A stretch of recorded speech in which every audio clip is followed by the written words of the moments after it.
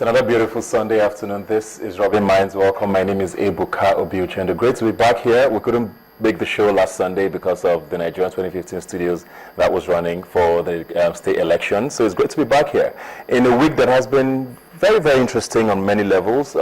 Most significantly, we reached 1 year since over 200 girls were abducted from the government secondary school in Chibok. The Bring Back Our Girls campaign had lots of rallies all over the world and in trying to commemorate the day, and unfortunately the girls are still not back and we still don't have answers to them. But we're going to kick off the show now talking about that and all of the things affecting Nigeria recently. I have here with me Modupe Odele. Thanks for being here today. Okay, thank you for having me.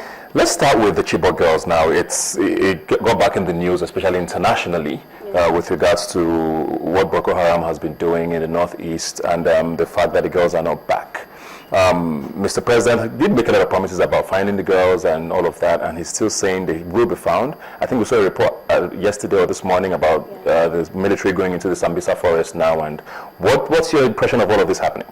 You know, first of all, I should actually give some form of, because in Nigeria we tend to forget when a lot of things happen. So the Bring Back Our Girls group have actually been able to sustain that momentum, because trust me, if not because of that group, we have forgotten about this issue. Now, from the beginning, I had a problem with the response of the government towards the situation, because in terms of kidnapping, we all know that the first 24 hours are the most crucial hours. We have to understand exactly where the girls are, and who's keeping them and why they are keeping them and what exactly they want. I get the impression that this particular administration they were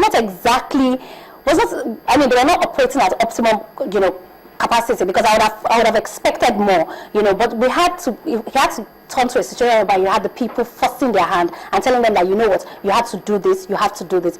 I never thought that we would get to, because when we were counting down and saying, oh, the girls have been adopted for 10 days, 20 days, 30 days, I never thought that we would get to 1 year. If, for instance, a child, in fact, if a child has been missing for 1 year, what do you tell the parents? How do you want the parents to feel? Like, what's the hope? So I even see that a lot of people are actually losing hope and saying that, we will never find these girls. But it is really sad, on the part of the government, that they could not do enough. And then we've been talking about Sambisa Forest for so long. And then we're still talking about Sambisa Forest, going into the forest, looking for the girl.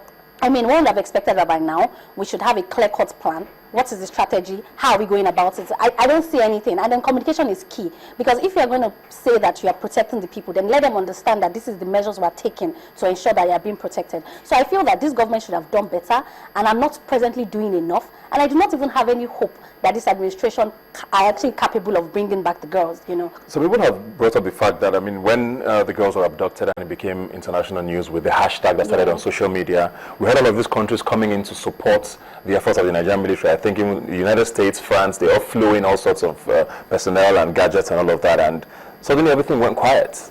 Yeah. It's almost as if we knew when they came in, but we don't know whether they've left or if they've left or if they're still here. So it's almost, people say it almost lends credence to the fact that the government has done so much, but it's obvious that what they've done could not have brought the girls back at this stage if all of these powers couldn't do it. Yeah, because, for me, when the international aid came, I was really excited about it, because, we're very used to seeking assistance. So I was like, okay, fine, if assistance that we need, let them come in. Like you said, they came in and then they left. I kept asking people, when did they leave? What happened? Why did they leave? Nobody knows.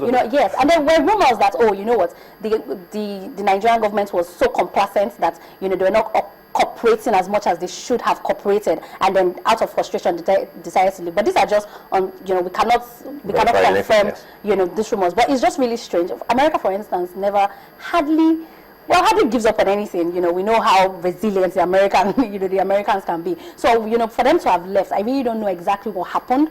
But I also feel that the international community also has a responsibility a responsibility to tell us exactly what went down and why they left. That would give us maybe a clearer picture to exactly what is going on. But for me, I still feel that them leaving and us not being able to verify exactly why they left has a lot to do with complacency of this particular administration. Yeah. It's been a year now, and unfortunately the present administration has just over a month before they hand over power to the incoming administration.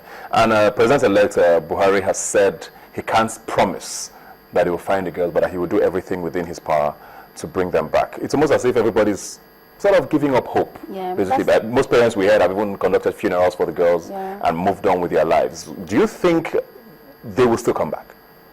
the girls. To be honest, some days I wake up hopeful, other days I don't. I have a Bring Back Our Girls t-shirt that I used to work out every morning. And then sometimes when I wear it and I look in the mirror, I'm like, really, I'm not sure, but the lethargy is expected, because basically, just like I said earlier, when a child has been missing for a year, what do you do? In fact, in law, if someone has been missing for 7 years, there's a presumption that they are dead. So 1 year is just 6 years away from the presumption of death. So basically, it's really difficult to sustain that hope. So I feel that the statement made by the president-elect is a fair one, because he has said that, these girls have been missing for over a year, they have not been found, we don't know exactly what is going on, there is no strategy by this, no clear strategy on how to get them back by this present administration. We probably will not know where to start from, but this is all we can offer. We will try our best, which I feel that it's a fair, it's something fair. So 50-50, I'm at that point where I'm like, okay, fine, I really hope they do come back. But my hope is almost built on nothing. I would say that. I think most Nigerians agree with you. We're all hopeful that the girls will come back eventually. It's been too long, and it's only fair that they get reunited with their families. But let's move on now to something else that broke out during the week. That was also very, very interesting and controversial on many levels. Was the Time 100 list. Now, 6 sub-Saharan Africans were on that list, and out of the 6, 4 were Nigerians. Some say 4.5 actually. There's the Philly guy who's British Nigerian, but he's basically British. So 4. We had Dr. Obi Ezekwesili, the President-elect Buhari, Chimamanda Ngozi Adichie, and the notorious leader of Boko Haram. And people found it very disturbing that he was on that list. And there's the arguments of what influential means. Yeah. Should he be on that list? Well, I don't think that the argument is the proprietary of whether he's on the list or not. The argument should be, what exactly does Time mean by influential? And then if you've looked over the years, he's actually not the first terrorist to have been on the list. In 2007, Osama bin Laden was on that list. In 2004, actually. He's been there twice. Twice, right? And then in 2011, you had Gaddafi on the same list. So basically, if you look at Time will tell you that this list is basically talking about people that have changed the world, regardless of what the consequences of their actions are. Now, that's basically what the list is. But, usually we celebrate the list because there's also a gala, I think. Exactly. Is he going to be invited exactly, to the there's a gala as well. So basically there's a celebratory tag to it, because I remember when Auntie Obi was, I was really happy about it, and I said, I became heartbroken almost immediately when I found out that Shekau was on the same list as she. I felt that he actually, indicted the list in a way. But, to be honest, what exactly does influential mean to Time? I guess that is what it is. It doesn't mean... Shekau on his own has actually influenced the world. He has basically put a part of Nigeria, under, some form of hostage. It's terrible, the situation in the Northeast. So yes, it's influential, but what exactly are we attaching to that list? If there's a gala, are you inviting them to the gala? What are you celebrating? Are you going to give them any accolade? What is it about? So I just feel that maybe Time should have been more sensitive to the fact that, this person is someone who at the present is putting Nigerians under so much distress. So there should have been a disclaimer saying that, we're not celebrating, because, not so many people would take their time to read out what the list is. All the other people on the list are people that, all the other Nigerians, Chimamanda, somebody that we love so dearly, and Obi Ezekwesili, somebody that we love as well. So to us, we're like, okay, fine, these are people that we respect. So why do you have a Shekau on the list? So a disclaimer would have been proper, I think. But most people don't want to dwell too much on Shekau, because people feel like it exalts his sort of position. But I kind of see Time's point, which you've also pointed out. This is someone who the international community took notice of him in the last year, whether we like it or not, and he became a factor, aligning with ISIS and all of that. So if nothing else, it should make them sit up to actually find out what he's about and get a hold of him. But let's focus on the other 3 now who are on that list. Do you think they actually did deserve it? Yes. For instance, we talked about the Bring Back Our Girls campaign, and we talked about how the Bring Back Our Girls group have actually, been able to sustain the momentum of, putting our government basically on their feet as regards this. Well, they try their best, or they are trying their best. These are people that sit down by the Unity Fountain in Abuja day in, day out, under sun and, sun and rain and all of that. And Auntie Obi has been able to use her position as the former Minister of Education to be able to bring back our girls a voice, and then it also lends credibility to the movement, because she is someone that is very credible, someone that Nigerians actually respect. So the fact that she stood up she stood up for this particular cause, encouraged a lot of people to stand up for it. So I think if not for that, I feel that, if not for anything else that she has done, for the fact that she was very instrumental to this particular campaign, I feel that, yes, she deserves to be on that list. Do you think it was too soon for President-elect Buhari to be on that list? Well, no, I do not. Because to me, he actually changed the world. I'm going to try to be as non-partisan as possible.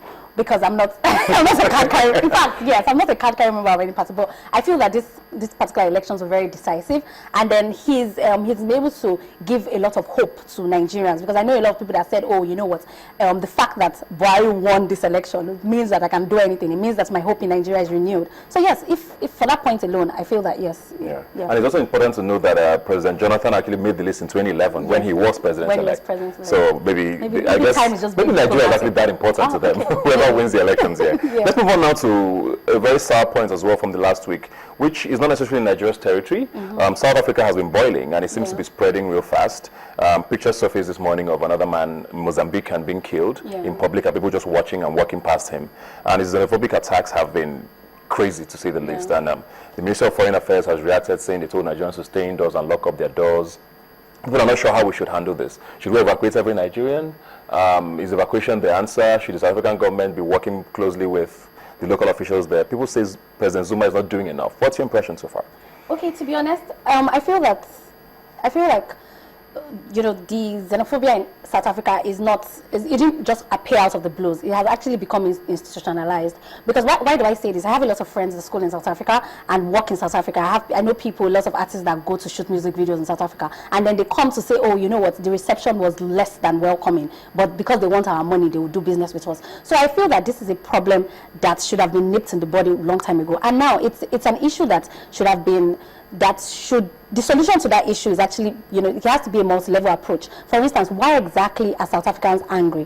These are people that have been socially and politically and economically suppressed for so long. So basically, you have to now tackle that, because they're angry at the fact that, oh, we are going through all of this, and then foreigners come into our land and they make a lot of money. I mean, they are just looking for an avenue to express that anger. I would not call it legitimate anger, but I would say that the anger is understandable, number one. And then when it comes to the Nigerians in South Africa, our relationship with South Africa generally has been very friendly. We're very friendly with South Africa. I mean, at the point where during apartheid, Nigeria was very supportive and all of that. We issued about 300 passports to South Africans. I mean, if not more than 300 passports to South Africans to enable them, be able to travel out of the country and all of that. So we've been very supportive. We raised funds for them and all of that. So, and then we have we're very accommodating of South African businesses. There's the MTN, there's the ShopRite, and DSTV, which DSTV as well. And then for me, I feel like what exactly is how do we approach it? Because it's very dicey. Do we now say, oh, you know what, do we have a policy of reciprocity,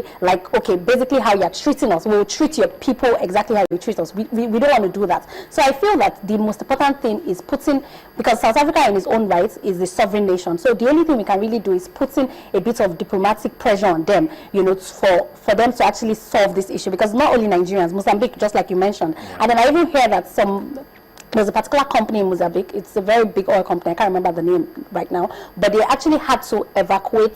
They said temporarily evacuate 300 South Africans that were working in that company, because people that were working in Mozambique, yes, not that they were under threat, they just felt angry that, oh, you can't be coming to work and looking at me in the eye while your brothers in South Africa are killing my own brothers, So the board of directors had to make a decision to evacuate 300 employees back to South Africa, and they said, oh, it was just temporary, that they will bring them back once it dies down. So I feel that this is an issue that should be approached from many levels. What we are seeing right now is just a symptom of what the real problem is, and that is the economic oppression of South Africans themselves. Well, thank you very much, Modupe. We've had a very interesting conversation with you. Like I said, there's always so much happening. This is just in 1 week. Can you imagine? Well, thanks for being here. When we come back, we're going to be talking politics and taking a look back at the state elections that held last weekend.